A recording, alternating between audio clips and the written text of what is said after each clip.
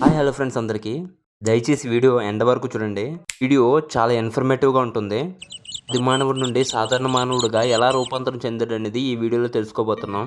ఆది మానవుడు వీడియోలో కనిపిస్తున్నట్టుగానే యాజ్ ఇట్ ఈజ్ ఒక కోతి మాదిరిగానే ఉండేవాడు. వీరికి సరైన భాష అనేది ఉండేది కాదు. వెన్నుపూస వంచి నడిచేవారు.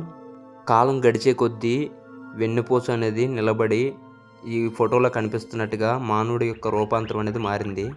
శరీరం నిండా దట్టమైన జుట్టు ఉండేది.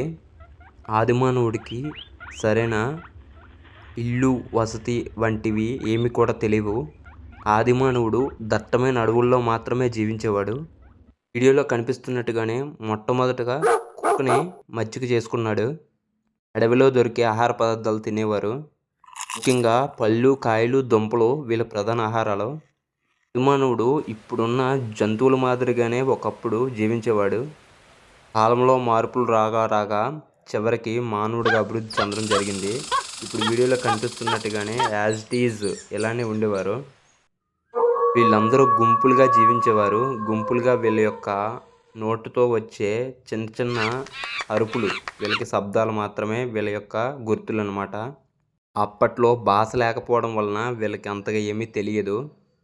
ఆహార సేకరణ కోసం వివిధ రకాల పనిముట్లు అనేవి ఉపయోగించేవారు. అవేంటంటే మొట్టమొదటగా రాతిని కనుగొన్నారు. రాయిని కనుగొని దాన్ని చాలా పదునుగా తయారు చేసి వేటకు ఉపయోగించేవారు.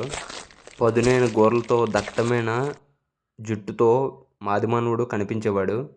చెట్లు ఎక్కడం, చెట్ల పైన ఉన్న పళ్ళను, కాయలను కోయడం వంటి విచిత్రమైన పనులన్నీ చేసేవారు.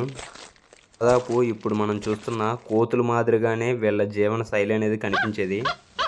ఇప్పటికీ కొన్ని ప్రాంతాల్లో వీళ్ళ మాదిరిగానే సరైన భాష, లిపి లేని వాళ్ళు ఎంతోమంది ఉన్నారు.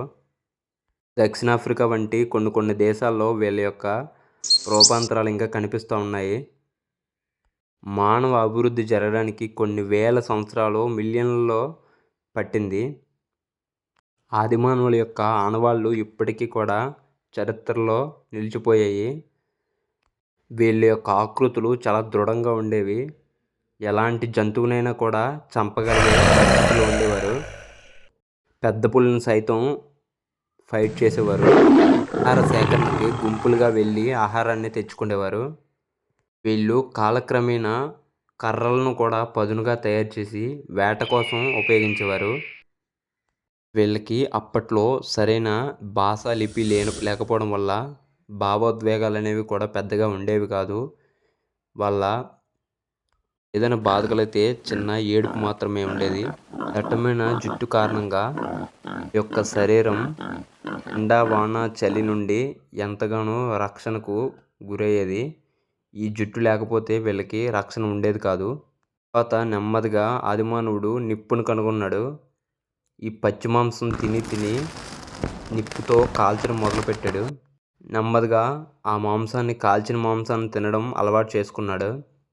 దాని రుచి తెలిసిన తర్వాత నుండి వీళ్ళందరూ కలిసి వేటకు వెళ్ళి ఆ మాంసాన్ని తెచ్చి కాల్చుకొని గుంపులుగా తినేవారు.